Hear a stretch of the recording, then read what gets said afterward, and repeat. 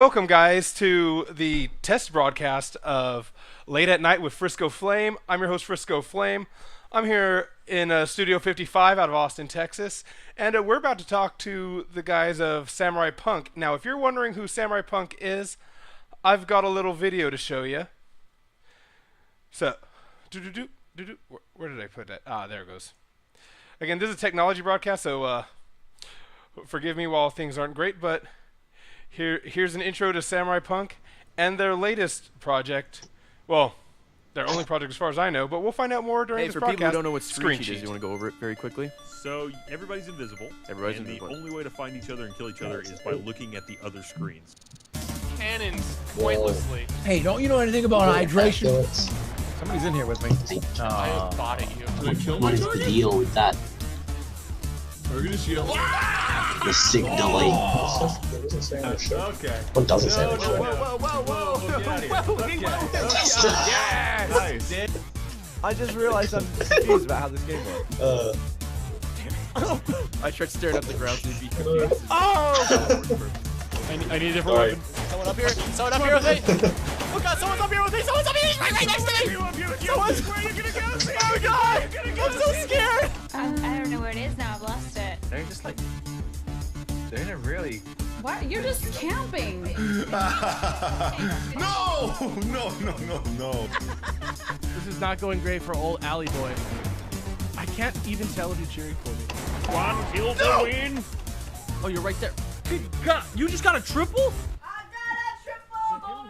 Stop him! Stop him! Stop him! This is so insane. This is insanity. One kill to win. Oh!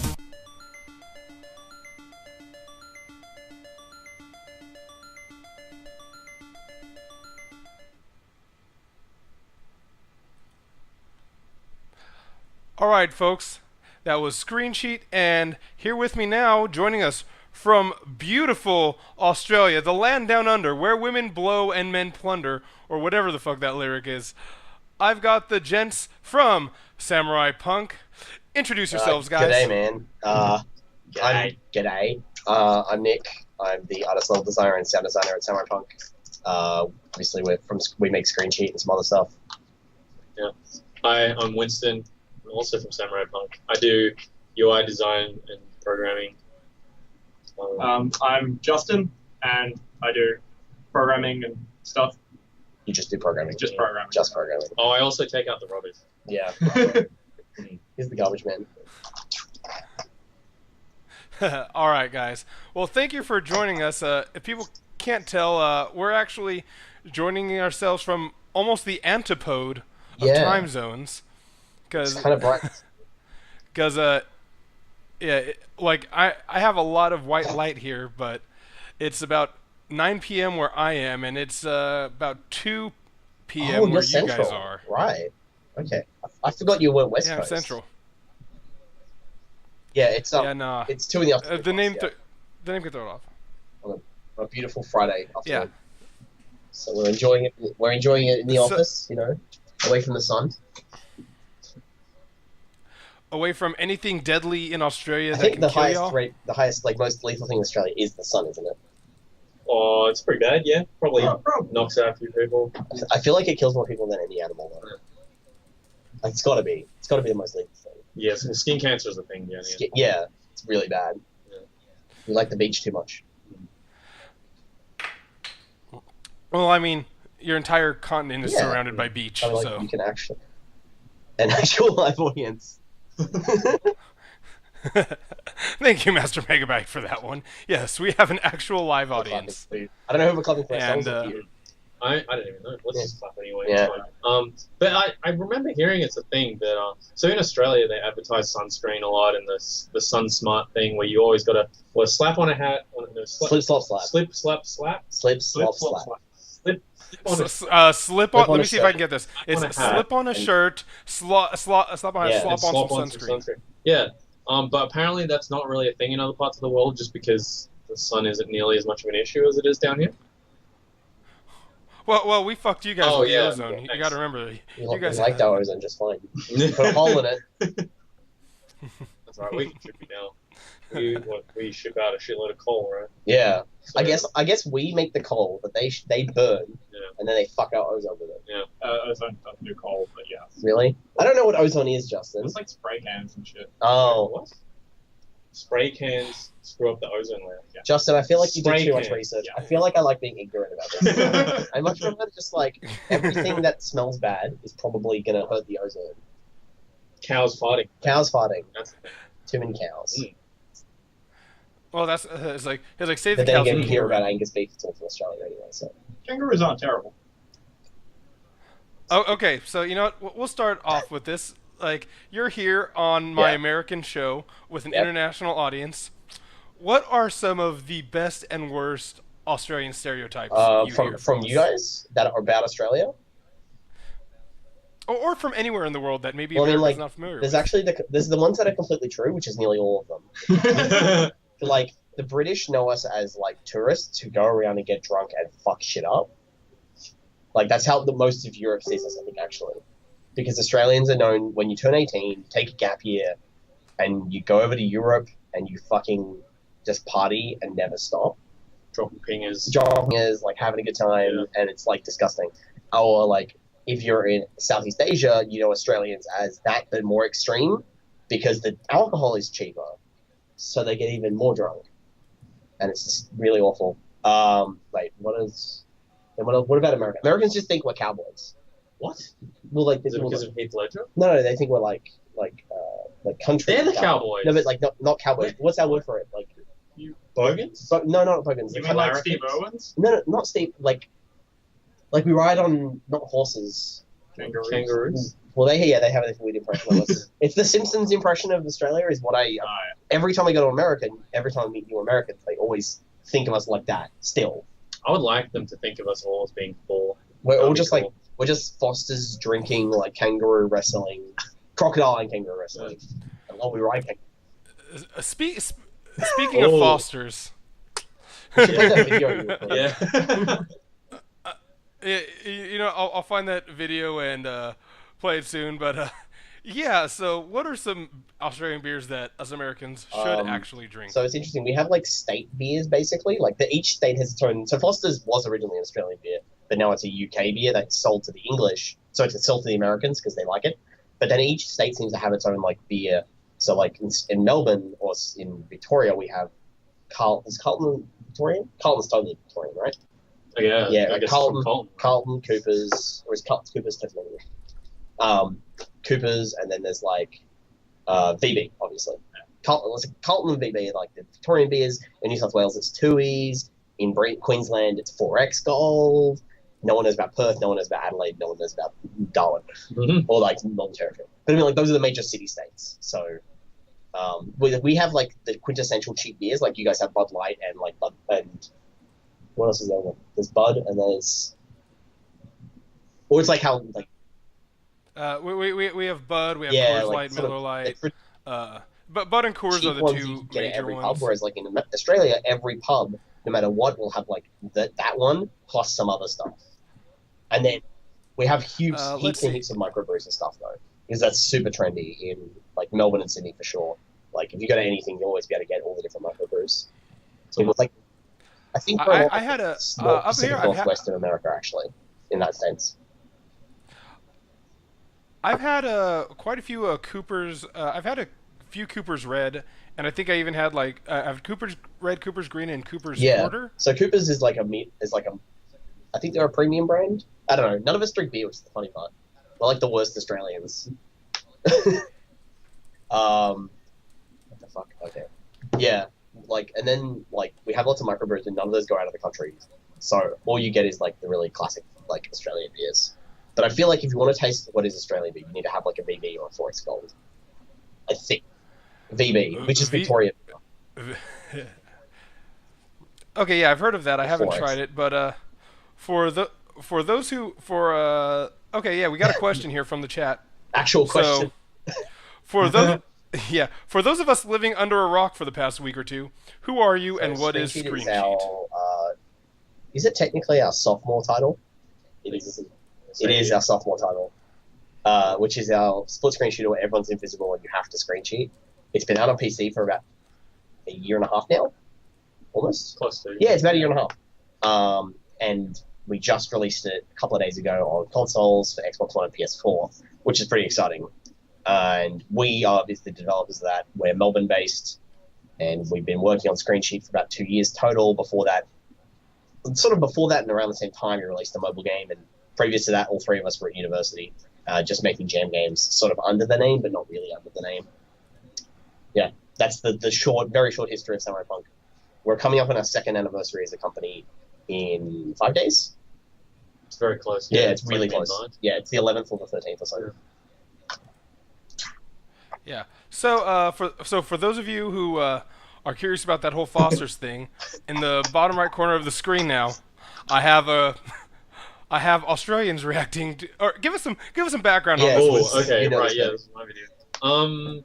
So yeah, when we went to PAX Prime last year, we were staying with some of our local friends from Seattle, and they were kind of giving us the full American treatment. They're showing us all the nice American treats and stuff. But when we were going shopping, there was the giant Foster's can, which isn't something that you see very often even in Australia. The only time I had seen it was on The Simpsons. Yeah. When they're like, I want to have a beer, and he's like, "Punk."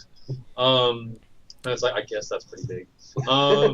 So we're like, okay, what the hell? Let's get one of them. No, I think we got two. I think we bought two. Yeah. For some reason, we got two. Yeah, because one isn't big enough. All right. So we got the Fosters. I don't think any of us had tried it before. No. Got out the camera. And like, get so some reactions. none of us drink beer, right? Yeah. And we didn't like it. And they all drink beer, all three of them, the people we're staying with. And they didn't like it either. Yeah.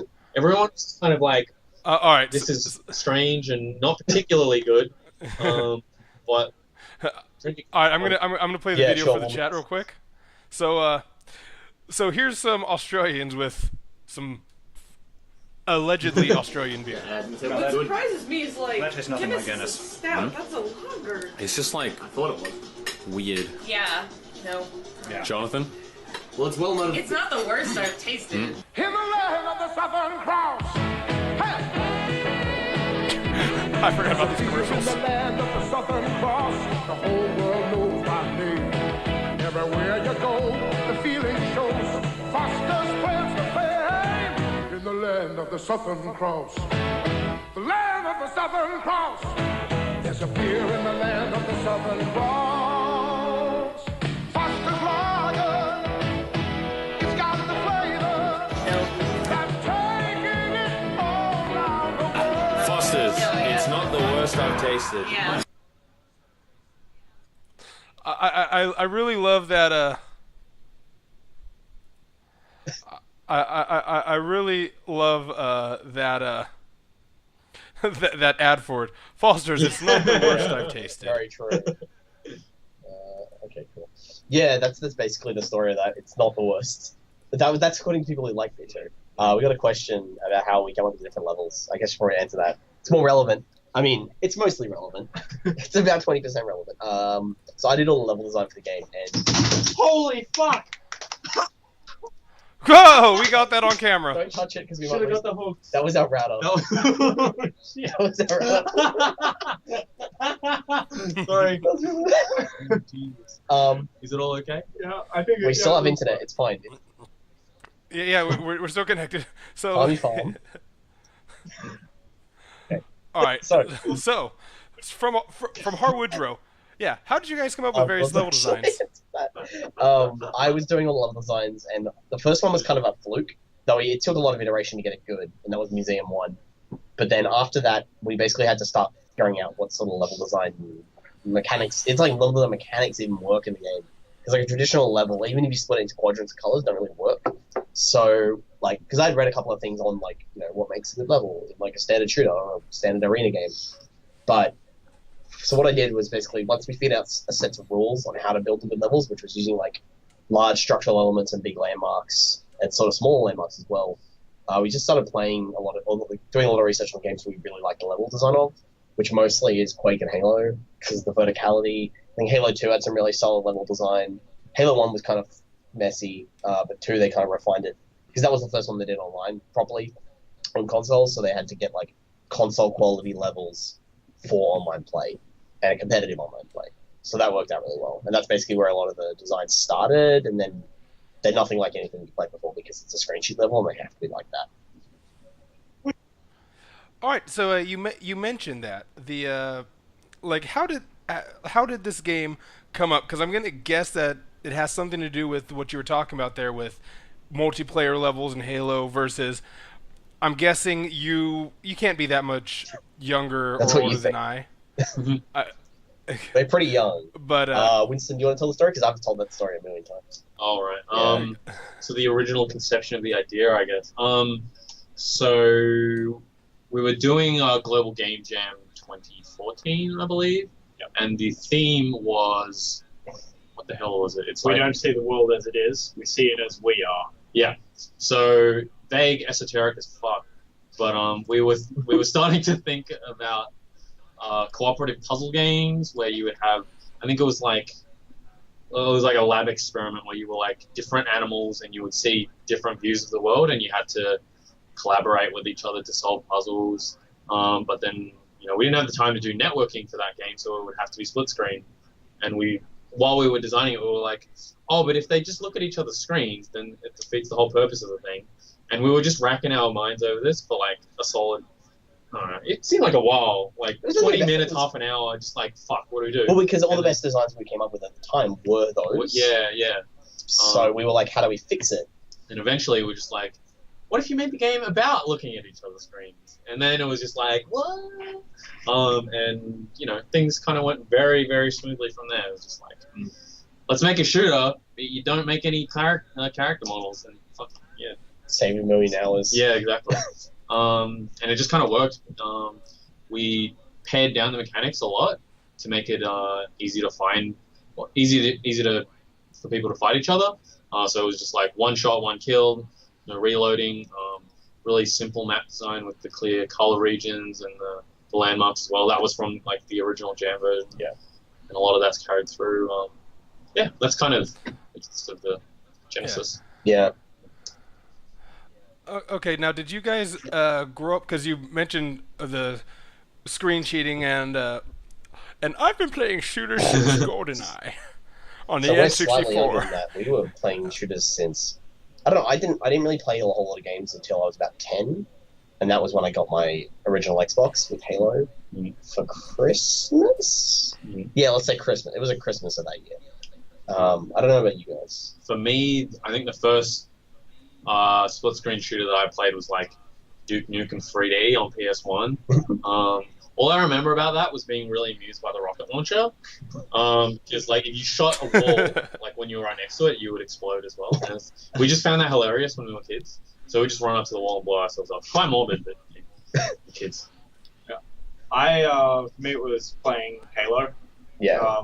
Halo 1 a little bit, but Halo 2 especially.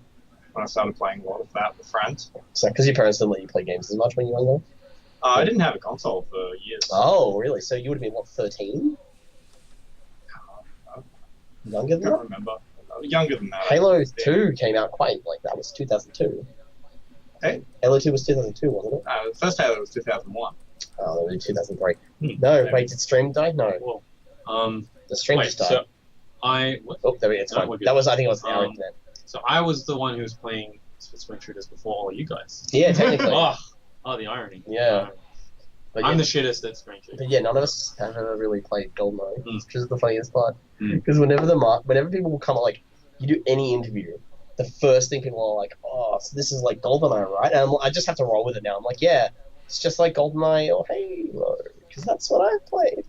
But I played GoldenEye for a grand total of half an hour at my friend's place a year ago. No, less than a year ago. We're at Josh's place at one point. Yeah, it was not good. Yeah, I've done a similar amount. Doesn't. If you play only modern shooters, it doesn't hold. Yeah, it doesn't hold up today, but like back in the time, it would have been. Oh yeah, I'm sure. Yeah, now, we got another question from the chat from Harwoodrow. What are some of the other weapon ideas that were thrown around before you decided on the final set of weapons? I think we've probably put down a lot of weapon designs. The major two... What? That thing, yeah. We had a lot of really standard weapons we were going to put in the game. Like, I think the first gun was the blunderbuss, and then we built the revolver rifle and the grenade launcher really quickly. I think we pumped those out, and then right around the time we made the candelabra, which was originally just going to be a knife, I think. What a manly cup, Winston. Yeah. Fine. Very cute cup. We've got all these little animals going on. Good. So happy. Yeah. It also says Happy Day on the handle. Is that from Daiso? Yes. It is from Daiso. Oh, that's so...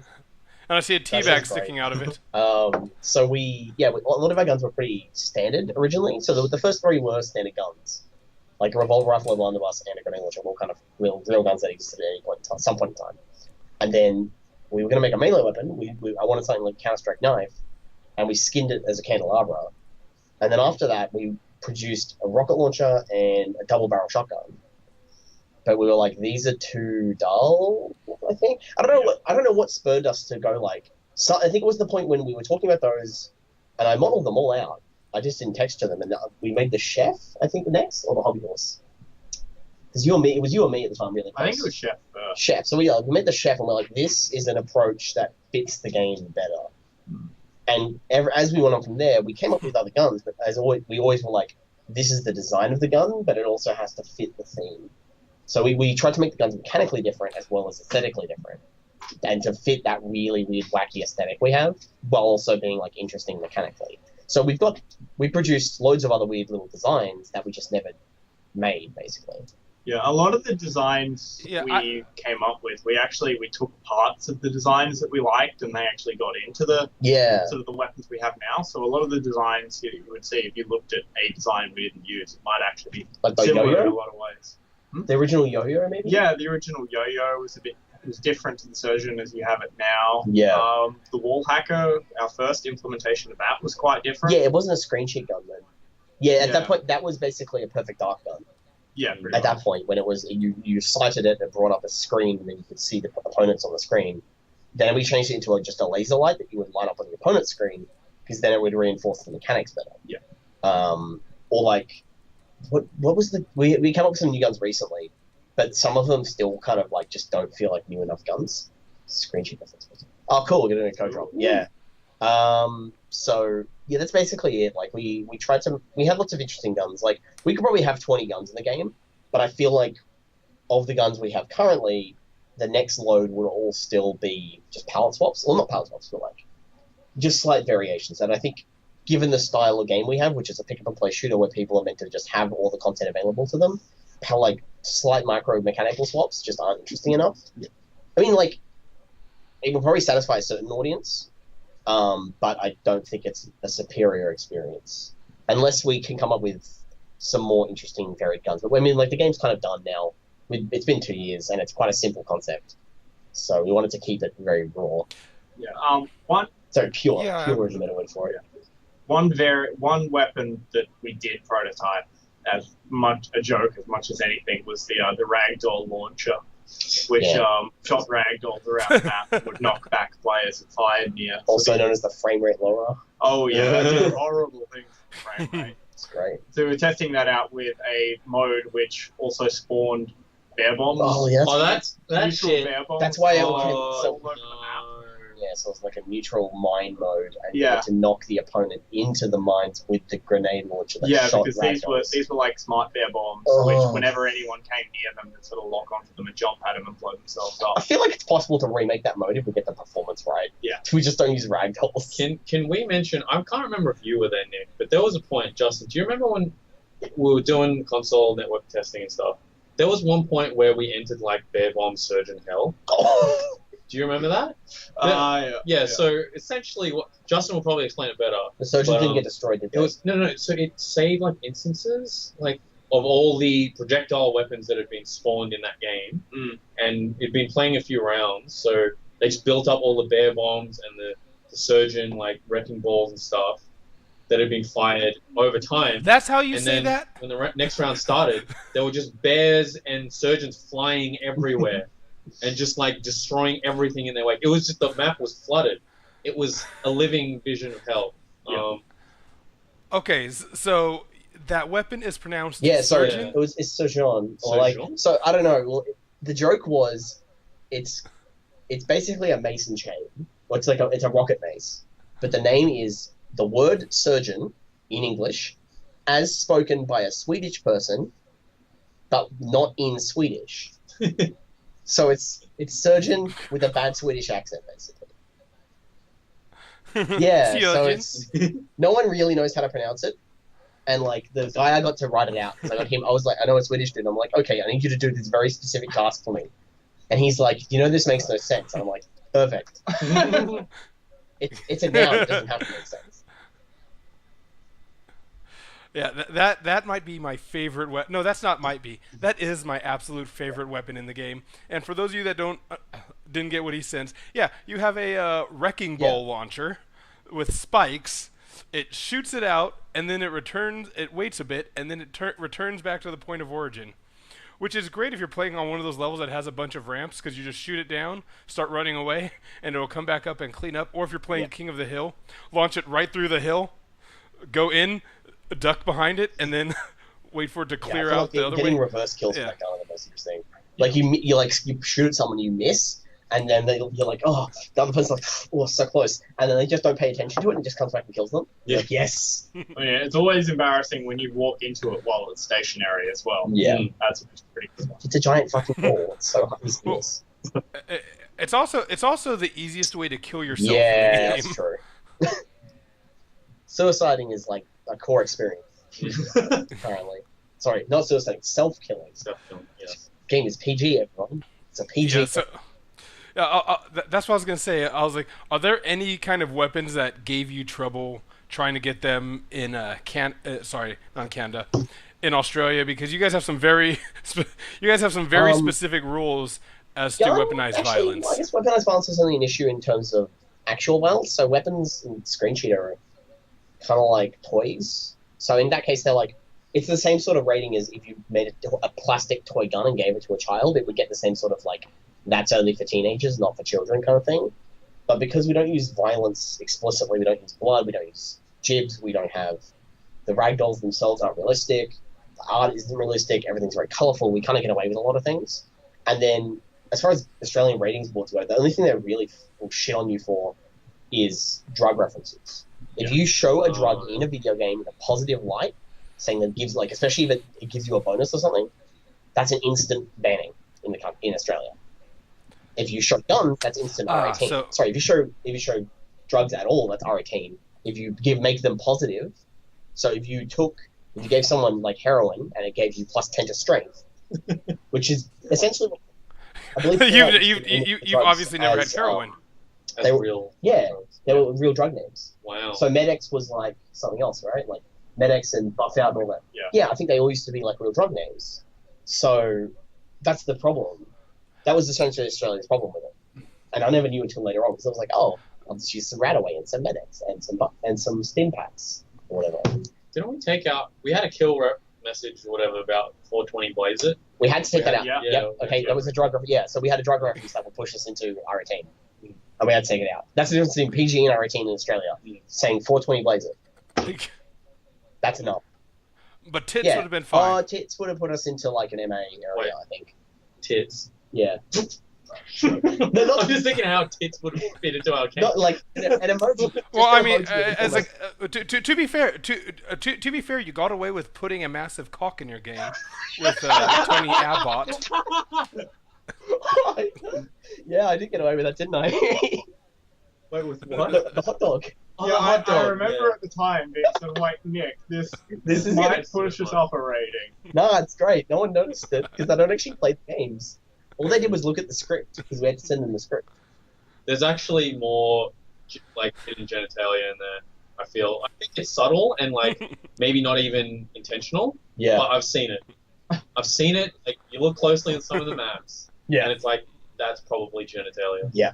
It was like we know what was on your mind. Well, I put a lot of There's also hidden dicks in the textures. There's a lot, but they're all in the alpha channel, so you'd have to decompile the game. Yeah. But it's technically too saucy for like RPG.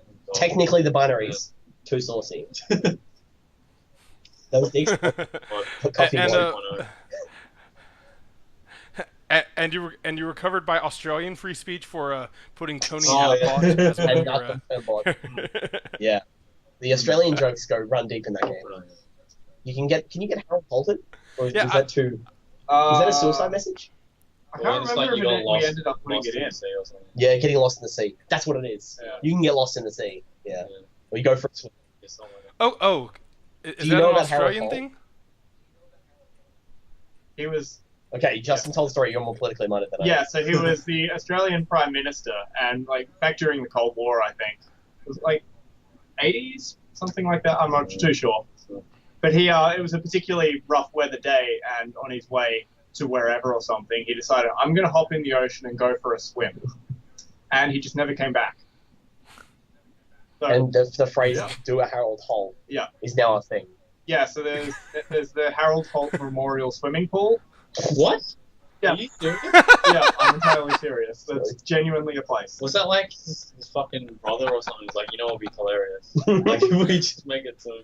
I can't remember why it happened, but there was a genuine reason it happened, and it's just sort of an unfortunate coincidence, but part of Australian humour. That sounds like Australian humour, yeah. You know what, though? What if he found Atlantis? Maybe. And when he's just hanging out. Yeah, there's conspiracy theories like he hopped on a Russian submarine or something. Oh, because it was during the Cold War? Yeah. Yeah. Yeah, no one, they never found any trace of him. Yeah, now, I know you guys showed off a super Australian skin at PAX South. I do that a lot. I feel he shouldn't know. So it's the Super Australian skin replaces every texture in the game with the Australian flag. Yep. Every sound effect with the word bugger, except for the music, which is replaced with Waltzing Matilda.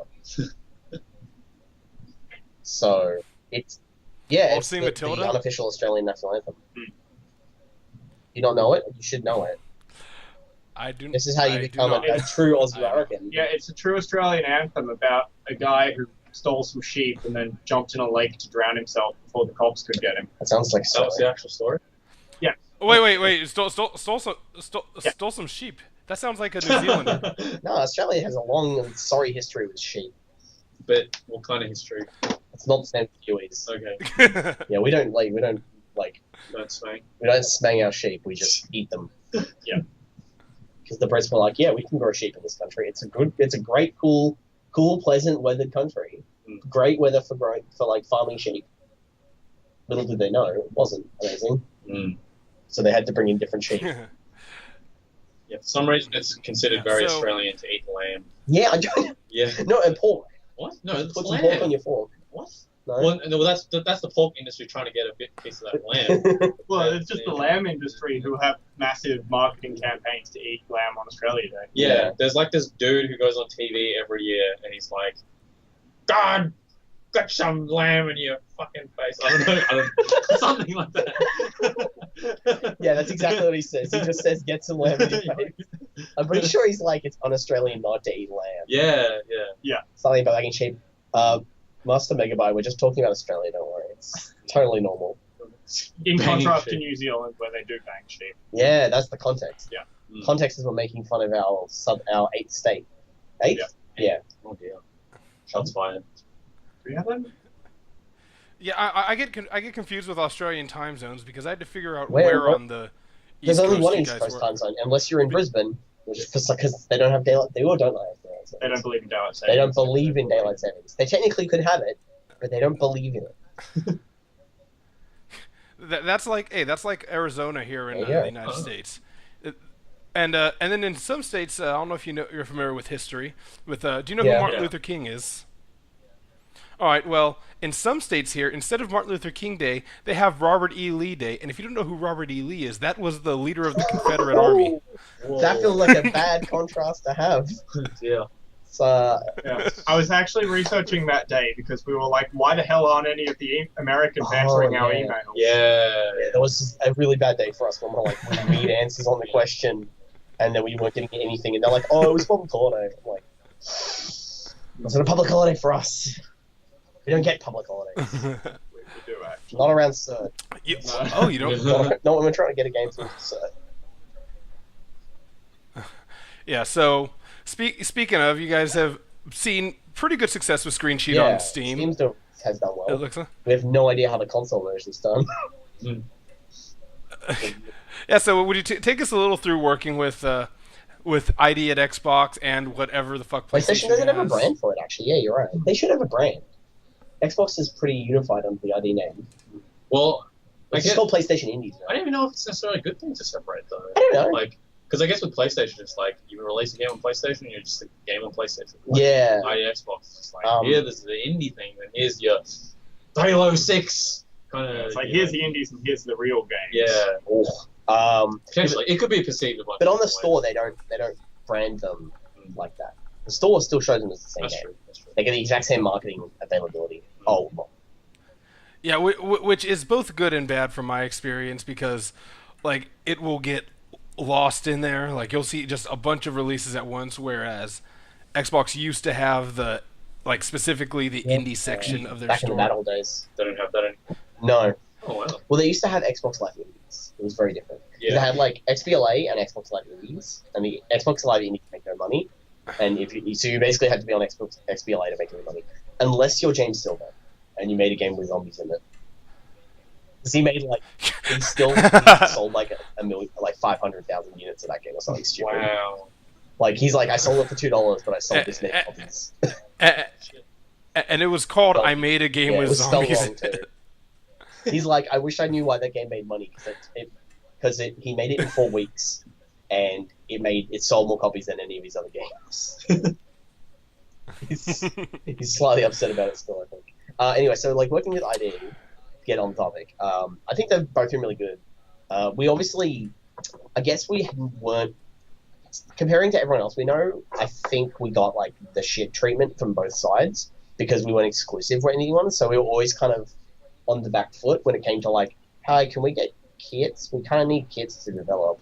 So, yeah, it was always kind of like being like the second child a little bit, which is it's not their fault, right? We didn't give them anything in return. All they get is the game. So, I totally understand why that was the case. Whereas some developers are like, oh man, Sony the best. It's like, well, you actually technically never worked with Xbox, so I can say that. Or some of the other way around. And as far as actually dealing with them, like, I don't know. I think we found like technically, I think I said this in the interview once. But like, I think technically Xbox is just a little bit smoother as a developer because their stuff's all integrated onto their website and you don't really have to deal with anyone ever until you get to cert submissions. And then cert is kind of all over the place for both. Like, one seems slightly smoother for reason X, but the other one's smoother for reason B. Like Sony's is automated but convoluted, whereas Xbox isn't automated but it's really straightforward. Like, you just like folder on server, send email, say done. But you have to email someone, and you have to hope that they respond, and then like it doesn't automatically validate it. You see an email back, and they're like, it didn't go through. So it's all over the place. Like, and neither of them are consistent, with the quality of the services. But like, they're both definitely looking like they're in a transitionary period because, as far as I know, apparently Xbox is terrible. So, and same thing goes for Sony. Are apparently modernizing now more. So it's like, I think we're joining right in that middle period where they're like trying to get their stuff up for the digital age of distribution, I guess. Okay. Yeah, like I said, I know it's a long process. How long did you guys have to develop this game? How long? All the game in total. What was the difference going from ports to the main to ports? I think it's roughly 2 years total. Because, when we hit March, now that we've hit March, it's basically hit the 2 year period. Yeah. Because we didn't really do any full-time work before March in 2014. So it's been about 2 years total. And I think overall I budgeted the ports as taking 6 months of like real work. Maybe a little bit less because technically my time isn't contributed to ports nearly as much as your time was. Like, my time was just QA once the game was going. So, and then there's cert time included in that. And then there's also just like raw porting time. Because we didn't really start until halfway through last year, but we were still rolling content out through the year. So, or not halfway through. We started at the start of last year, really. So we were rolling content and porting at the same time, which is probably the stupidest thing we could have done. Like, we should have just like not ported straight away. We should have just like finished some content, then done the ports, which would have been more boring, but it would have been at least more effective because we were doing this stupid thing where we port a bit and then roll some more content and then have to go back and fix everything and then keep porting. So what engine is this fortunately, running it's running in Unity, which made some parts of the port very easy and some parts very hard. Okay. All right, and which of you jackasses made the 1 point achievement? That's me and Justin, I think. Because I think to do with me. Yeah, you were doing the trophy stuff. Yeah, that was our joke. Because it's the easy achievement, so it should be worthless. What could be actually worthless? Can you make 0 point achievements? We should have done that. I know that there have been some 0 point achievements in games. Maybe next game. I remember there was a 0 point achievement for I'm trying to remember what it was. I believe it was finishing a round, getting killed more than 10 times and killing nobody. In a game was a 0 point achievement you don't want to get. I feel like they would do that in COD. Or they wouldn't get away with it though, because you'd have to play so badly to get that achievement. They would get so pissed off. I like the idea of putting a dirt easy achievement in that makes you you feel like it was an achievement, and then it's like, no, that was worthless. Yeah, it's like you hit a confirm prompt. We know who Digital Seahorse is, by the way. Yeah, that was definitely us. And then there's the 4 point achievement that goes along with it, so you really need to get both. But I don't even remember what the 4 point achievement is. Do you know? Was it a 24? Truly MLG or something? No. Oh, Truly MLG might be it, yeah. No, what's Truly MLG? Stand in one place. Go. Oh, it totally is. You know what? I think I'm gonna go back and get that achievement because I figured out in Garden there's one place to stand that it makes it a little easier because there's 4 possible places you can be, and because I've seen other people's screen, they'll see my screen, so they'll go and they'll shoot someplace. I'm like, well, I know where they are now, and just go shoot them because they'll be to the right or to the left of me. Yeah, that's a weird map. I don't know why we put that achievement on that particular map. I think we just didn't have any other achievements for the map. Yeah, because we had this stupid rule to ourselves. We're like, oh, every map and every mode will have an achievement. Even though we didn't end up doing it for every mode. There's no achievement for Juggernaut or Murder Mystery? Yeah. How about negative achievements? Could that work? I don't think they'd let us do negative achievements. Yeah. Unless it was I mean, they wouldn't I feel like there's got to be a cool creative reason, we have to do negative achievements.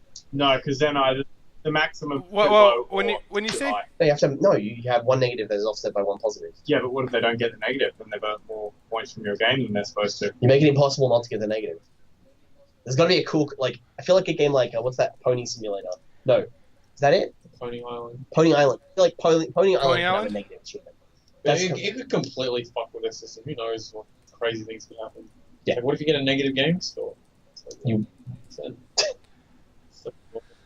That'd be impressive to have a gamer score of 0 or negative anything. That'd be good. I love that. It's a good idea. Okay, next game. If only Steam let us do points. Yeah. Yeah. So are there different rules with your Xbox achievements versus your Steam achievements? I think there's basically just a limit for Xbox and PS4. And obviously on Xbox you have to hit 1,000. Maybe? I'm not sure. Yeah, I think there's a little bit more restrictions around it, but I think that's fine because otherwise you go crazy and you end up as Team Fortress 2.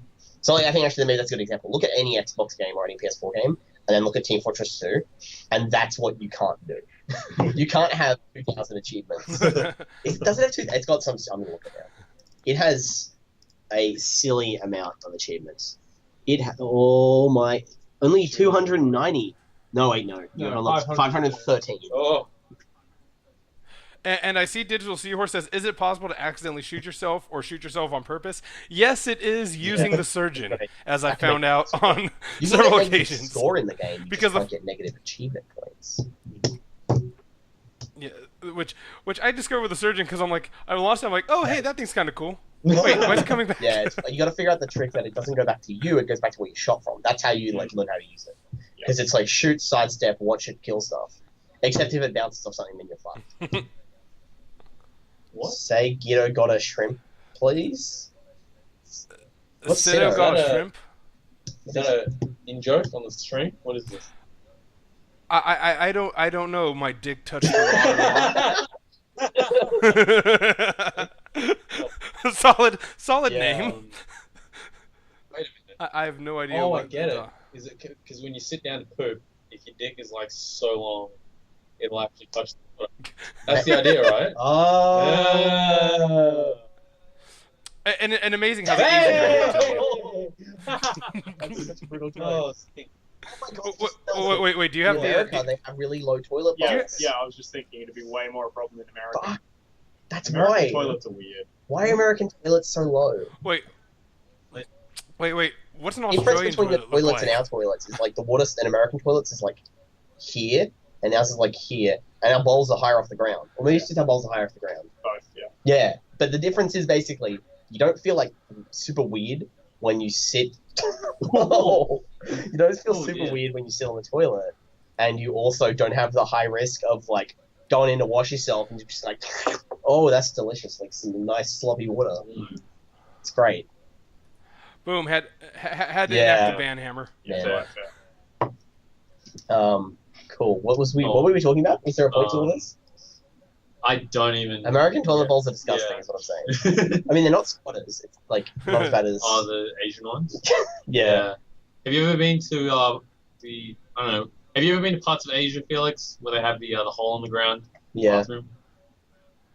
Oh yeah. Oh, I know what you're talking about. Well, my family's Filipino, so. But those Japanese, so I'm not sure if you're talking about like a literal hole in the ground, which would be the Philippines, or like the squat over a hole like in Japan. I haven't been to Japan. Malaysia was more like Japan, and I've been there as well. Well, because it's like it uses the same kind of like ceramic and stuff that you get on a normal toilet, but it's just like a hole. Yeah, and then you squat over it, and it's still kind of grotty. That's why you get that sick core strength. Oh yeah. Spend so much time moving because you're gonna read Facey over the top of a hole. You're like, well, I gotta take a big dookie and I gotta read Facebook.